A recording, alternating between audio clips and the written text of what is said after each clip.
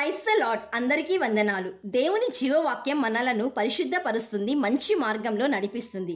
దేవుని వాక్యం ద్వారా మీరెంతగానో బలపడుతున్నారని, సమాధాన పడుతున్నారని నమ్ముచున్నాము. అలాగే వాక్యాన్ని చివరి వరకు చూచి తప్పక ప్రార్థనలో ఏకీభవించండి. ఎందుకంటే ప్రార్థన మనలను దేవునితో ఐక్యపరుస్తుంది. ఈరోజు దేవుని జీవవాక్యం ఫిలిప్పీయులకు రాసిన పత్రిక 3వ అధ్యాయము 12వ వచనము. నేను దేని నిమిత్తం క్రీస్తు యేసు చేత పట్టబడితినో దానిని పట్టుకొనవలనని పరిగెత్తుచున్నాను. Philippians chapter 3 verse 12. I press on to take hold of that for which Christ Jesus took hold of me. ఇక్కడ పౌలు తన పునరుద్ధాన విషయమై సమస్తమును నష్టపరుచుకొని వాటిని పెంటతో సమానముగా ఎంచుకున్నాడు. తన ప్రయాసాలకు, తన విశ్వాసములన్నిటికీ అంతమైన పునరుద్ధానమును పొందకుండా ఆటంకపరిచే ప్రతి దానిని పౌలు తన జీవితంలో అనుమతించలేదు. దానిని పట్టుకొనవలనని పరిగెత్తుచున్నాడు. ప్రియ సహోదరి సహోదరుడా, పునరుద్ధానం లేని క్రైస్తవ విశ్వాసము మరియు క్రైస్తవ జీవితము ఎంతో మోసకరమైనది, దౌర్భాగ్యమైనది.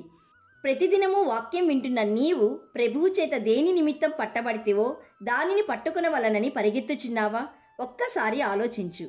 నీవు నిరపరాధిగా ఉండాలని, నిర్దోషిగా ఉండాలని, పవిత్రముగా ఉండాలని, పరిశుద్ధంగా ఉండాలని, నీవు పునరుద్ధానంను పొందుకోవాలని, విశ్వాస సంబంధమైన మంచి పోరాటంను నీవు పోరాడాలని, నిత్య జీవంను చేపట్టాలని ప్రభువు కోరుకుంటున్నాడు.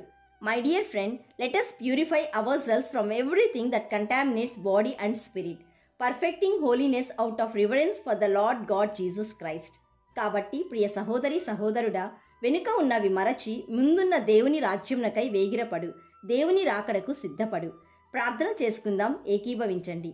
పరిశుద్ధుడవైన ప్రభువా, ఈరోజు మేము దేనికోసం పరిగెత్తాలో, దేనిని పట్టుకోవాలో వాక్యం ద్వారా నేర్పించిన తండ్రి, మీకు కృతజ్ఞతాస్తుతులు.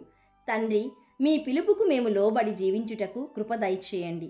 తండ్రి, ఈరోజు జీవవాక్యం వింటున్న ప్రతి ఒక్కరిని, వారి కుటుంబాలను ఆశీర్వదించి ఉన్నతమైన పిలుపునకు కలుగు బహుమానమును పొందుకొనుటకు కృప దయచేయమని రాజులకు రాజు, ప్రభువులకు ప్రభువైన యేసయ్య నామంలో అడుగుచున్నాము తండ్రి. ఆమెన్. God bless you.